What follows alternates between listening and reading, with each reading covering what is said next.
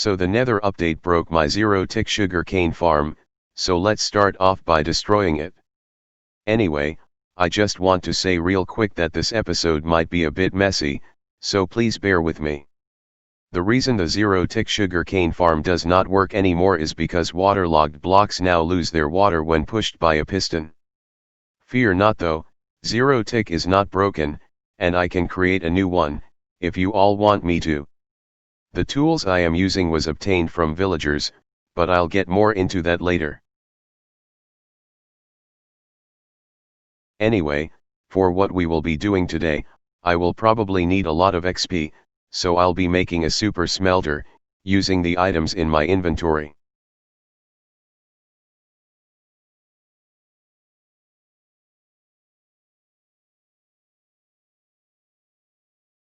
So I'm going to be smelting the ridiculous amount of fish that I obtained while AFK fishing, using charcoal as fuel.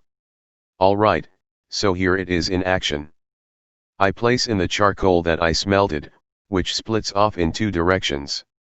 Half will be sent back to the furnace to continue smelting wood, and the other half will be sent to the smoker to smelt the cod. And now all the fuel has been used, and when I lock the hopper prevents items from going through. Now pay attention to the number of XP I currently have. As you just saw, my XP went up significantly, as furnaces can remember the items they smelt, giving a vast amount of XP. I currently have a manual tree farm, for the wood. Hey all, it's CDA94581 here, but you can call me CDA. Today, we are back on blasting to Bedrock. I have been busy in between episodes, whether it's streams, AFK, or off-camera work, I have done a ton. Today's episode will be more of a progress update before episode 5. Alright, so in between episodes, I have gotten an Unbreaking 3 villager, some armor from trading with the armorers, I replaced the cartographers with farmers, as librarians already have a paper trade, so it really wasn't worth it. Also, thanks to the Nether update, I have had to switch my glass out for panes, otherwise the villagers would just jump out of bed. I've also given up on stone tools for the time being, and switched to iron, all thanks to my toolsmiths. If you look in these many chests, all of the tools were obtained from toolsmiths while working on leveling them up. I have no idea what I am going to use them for, but it's a thing. I also had to chain up the iron golem, as it was jumping on villagers and taking up too much space. Yes, it was basically hurting the creatures it was born to protect.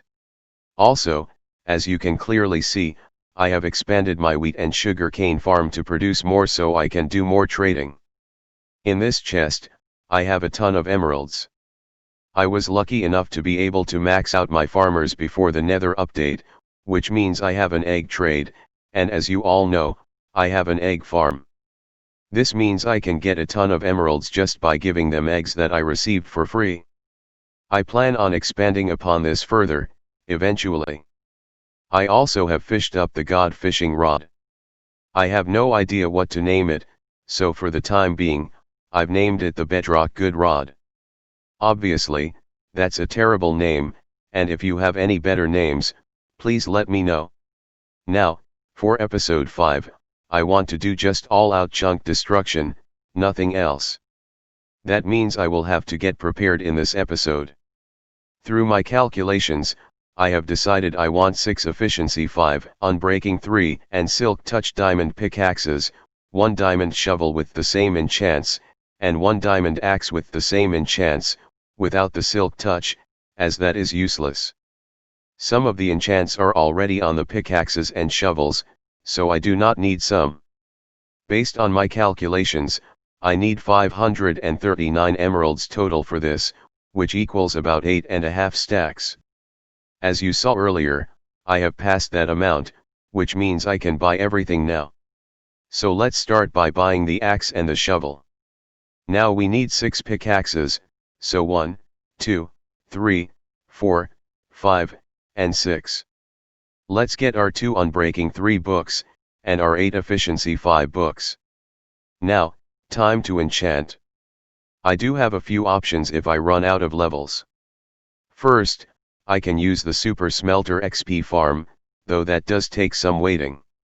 I can also grindstone my fishing loot that I do not need for more levels. Finally, if all else fails, I can do a ton of trading. After enchanting, I will need to get a ton of chests ready for when I do start destroying the next chunk. I need an easy storage system to minimize the time walking back and forth. Let's get to it. While I am enchanting my items, I want to talk to you about how the next episode will look. Basically, as soon as this video goes out, I will start filming me destroying the next chunk, Chunk B. There will be editing involved in the filming of Chunk B, which involves me talking to you about a few things.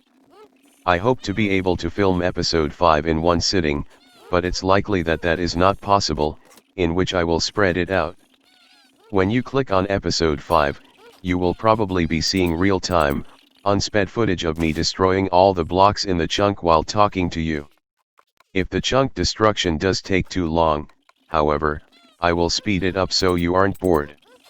However, I have no idea how to keep you entertained talking about stuff, as I have no idea what to talk about, so leave your suggestions down in the comments.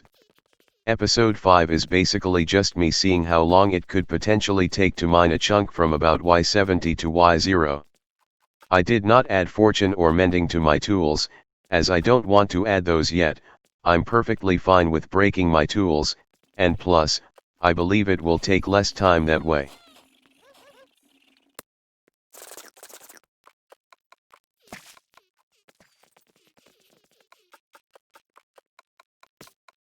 And that is it, everyone.